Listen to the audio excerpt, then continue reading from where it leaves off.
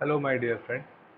So, today we are going to discuss an example of Grebec normal form. So, last video में अपन ने देखा था कि how we can convert anything, any grammar into the Grebec normal form. तो आज उसका एक और example अपन देखेंगे जिसमें mainly अपन discuss करेंगे left recursion को कैसे remove करते हैं. तो कोई भी grammar अगर A produces a terminal then any number of variables or one variable can produce exactly one terminal, then that grammar is simply an contextual grammar that is in Grebec normal form. तो वो grammar किस में कहलाएगी? Grebec normal form में आपकी कहलाएगी. ये बहुत ही इंपॉर्टेंट नॉर्मल फॉर्म है क्योंकि इसी से अपन पुश डाउन ऑटोमेटा में अपन इनपुट लेते हैं. देखेंगे अगले लेक्चर्स में पुश डाउन ऑटोमेटा क्या होता है वो भी अच्छे से. तो ये कुछ स्टेप्स थे जो पिछली वीडियो मैंने आपको बताई थी. सबसे पहले null variable unit production useless production को रिमूव करना है. देन उस CFG को अपन को CNF चॉम्स्की नॉर्मल फॉर्म क्या कहती है? ये कहती है कि इसके अंदर आपका जो एक वेरिएबल है या तो एग्जैक्टली दो वेरिएबल को प्रोड्यूस कर रहा हो या एक वेरिएबल एग्जैक्टली वन टर्मिनल को प्रोड्यूस कर रहा हो. तो ये आपका चॉम्स्की नॉर्मल फॉर्म होती है. तो पहले उसको उसमें कन्वर्ट करेंगे. देन उस चॉम्स्की नॉर्मल फॉर्म को अपन गिबरेल्स नॉर्मल फॉर्म में कन्वर्ट कर देंगे स्टेप बाय स्टेप और also remove the left recursion if present. तो क्या है कैसे अपन देखते हैं. इसमें एक एग्जांपल ले रहे हैं अपन. एग्जांपल दे रखा है. इस एग्जांपल को अगर अपन देखेंगे तो स्टेप नंबर 1 में देखा जाए तो इसमें न तो कोई नल वेरिएबल है, न यूनिट प्रोडक्शन है, न यूजलेस सिंबल है. तो स्टेप नंबर 1 ऑलरेडी फुलफिल है. और अगर इसको आप देखेंगे तो ये वाला पूरा फॉर्मेट जो है वो इस फॉर्मेट में है. तो ये वो इस फॉर्मेट में है. तो ये ऑलरेडी किस में है? Chomsky normal form. Chomsky normal form में ऑलरेडी है. तो अपन को स्टेप नंबर 2 भी करने की जरूरत नहीं है क्योंकि हर एक प्रोडक्शन या तो एग्जैक्टली टू वेरिएबल को प्रोड्यूस कर रहा है या एक सिंगल टर्मिनल को प्रोड्यूस कर रहा है. देन स्टेप नंबर 3 की बात करें अपन. यहाँ पर स्टेप नंबर 3 कहते हैं कि जो CNF है उसको अपन GNF में कन्वर्ट करना है. तो एक बार वापस इस क्वेश्चन को मैंने लिख लिया है. तो सबसे पहले अपन क्या करेंगे, जहां अपना स्टार्ट सिंबल है अगर ये कहीं आ रहा है तो उसको उससे रिप्लेस कर देंगे. इसका मतलब क्या होगा, जो S है उसकी दो वैल्यू है. एक तो आपकी वैल्यू है CA और एक वैल्यू आपकी BB. तो इस S को दो वैल्यू से रिप्लेस कर देंगे. क्या वैल्यू से रिप्लेस किया अपन ने? एक वैल्यू से रिप्लेस किया है S को CA से, CAB और BB. तो ये अपनी एक ही वैल्यू थी पर S की दो वैल्यू थी, इसमें दो वैल्यू आ गई है. देन बाकी चीज अपन ने एज इट इज लिख दी.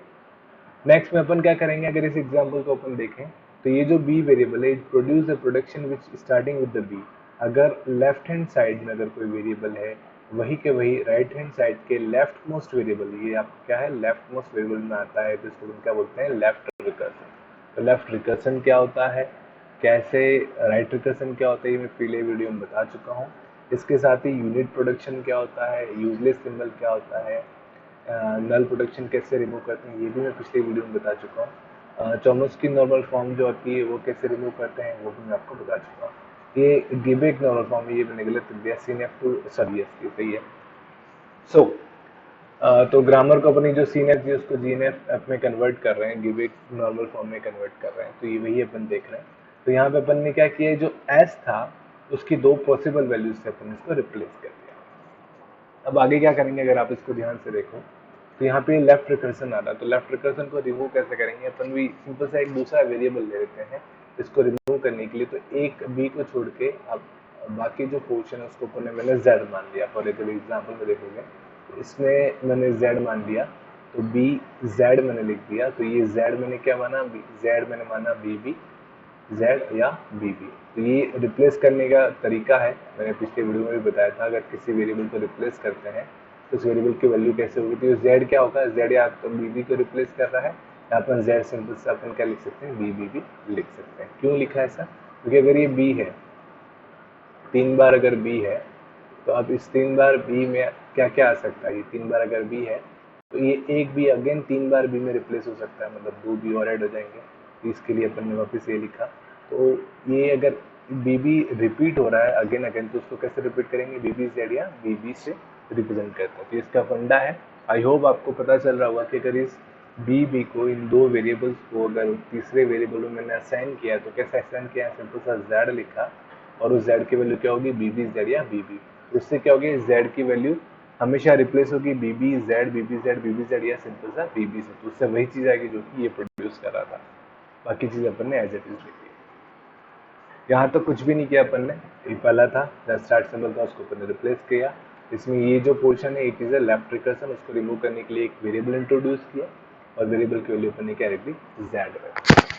आगे अपन क्या करेंगे, यहाँ अपन ध्यान से देखें तो ये जो सी आ रहा है, सी आपका एक टर्मिनल है, उसकी एक ही पॉसिबल वैल्यू बी है। सी एक वेरिएबल है, उसकी एक ही टर्मिनल वैल्यू बी है। तो जहाँ जहाँ सी आ रहा है उसको अपन बी से रिप्लेस कर देते हैं पहले, और जस्ट फॉर सिंपलिसिटी। तो यहाँ पे अपन ने देखो, अगर आप देखेंगे यहाँ पर, तो यहाँ देखो ये ऑलरेडी बी है, ये अच्छा, इसको अपन ने बी से पहले रिप्लेस करें, चलिए कर लेते हैं। तो ये जो बी है, कैपिटल बी जो आपका दे रखा है, इस कैपिटल बी को पॉसिबल बी की वैल्यू से पहले रिप्लेस कर देते हैं, फिर अपन सी की वैल्यू रिप्लेस करेंगे। तो कैपिटल बी जो है उसकी पॉसिबल वैल्यू क्या क्या है, उसकी पॉसिबल वैल्यूज है या तो बी है या सी ए बी, इसे अपन रिप्लेस कर सकते हैं। तो इसको कैसे रिप्लेस करेंगे, देखो पहले तो एज लिख देंगे, B produces B C A B, ये दो प्रोडक्शन वो प्रोड्यूस कर ही रहा है।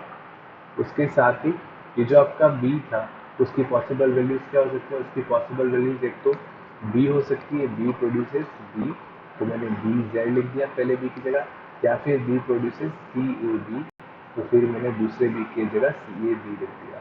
तो ये जेड मेरा पुराना वाला है, ये जेड मेरा पुराना वाला है, और ये जो वैल्यू है ये आपकी बी की वैल्यू है। बी की वैल्यू क्या हो सकती है, या तो सी ए बी होगी या बी की वैल्यू होगी बी होगी। तो सेम उसी प्रकार जैसे एस की वैल्यू रिप्लेस की थी, वही जैसे अपन ने बी की वैल्यू रिप्लेस कर दी, या तो बी से या सी ए बी से।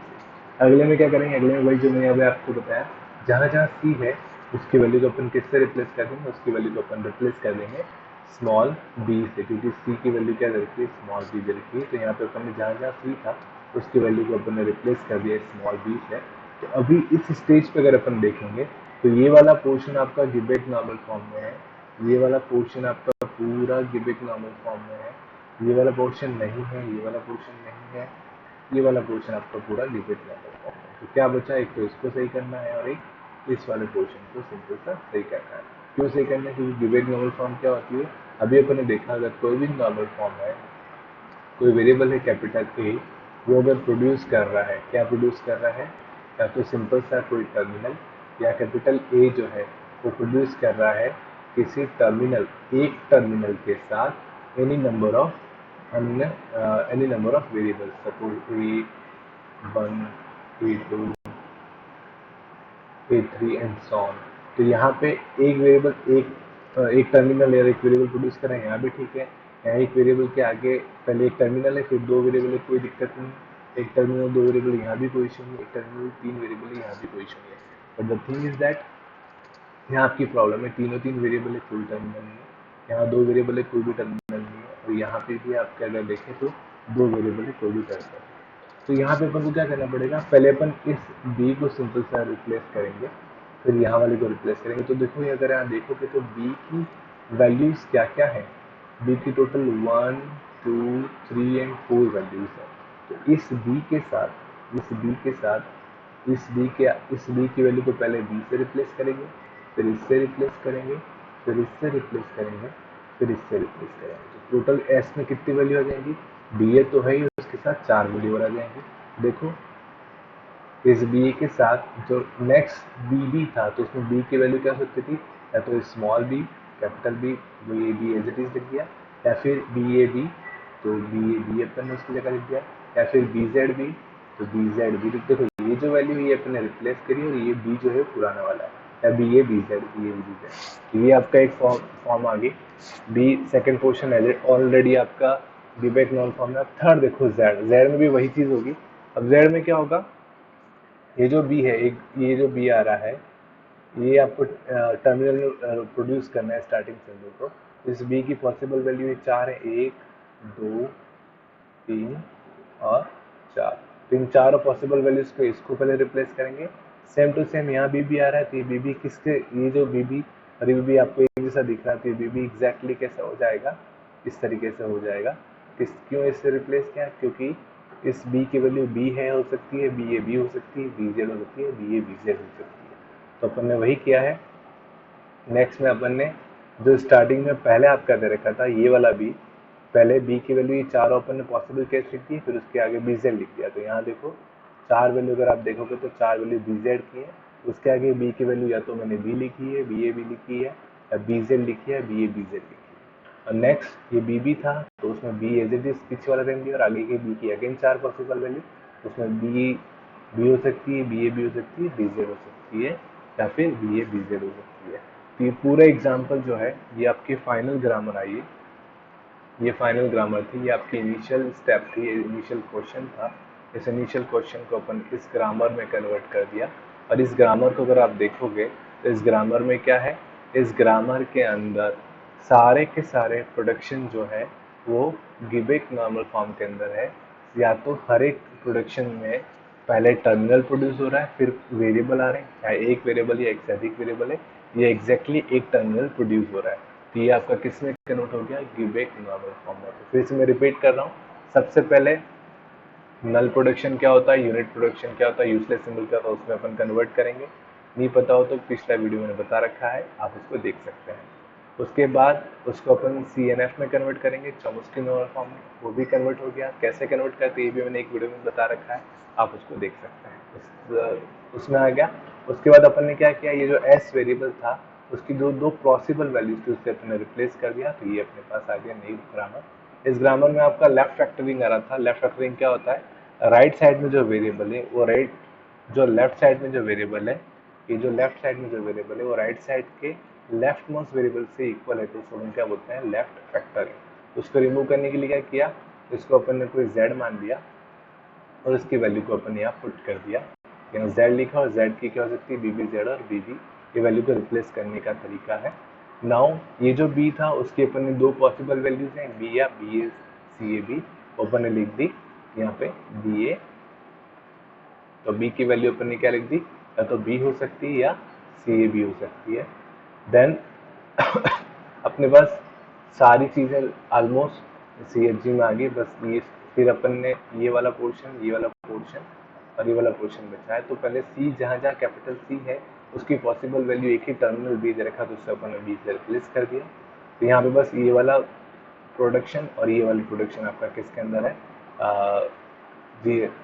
गिबेक नॉर्मल फॉर्म में नहीं है, तो उसको अपन को रिप्लेस करना है, सॉल्व करना है। तो कैसे करेंगे, b की चार पॉसिबल वैल्यूज है, 1 2 3 4, तो b की चारों पॉसिबल वैल्यू यहाँ रख देंगे, फिर b की चारों पॉसिबल वैल्यू इस b की जगह रख देंगे, फिर b की चारों वैल्यू इस b की जगह रख देंगे। तो यहाँ पे b के अलावा चार स्टेप, चार प्रोडक्शन इसके आ जाएंगे, b के बाद चार प्रोडक्शन यहाँ आ जाएंगे, और चार प्रोडक्शन टोटल 8 प्रोडक्शन जेड में आ जाएंगे। सी भी ऑलरेडी टर्मिनल है और ए ऑलरेडी टर्मिनल है।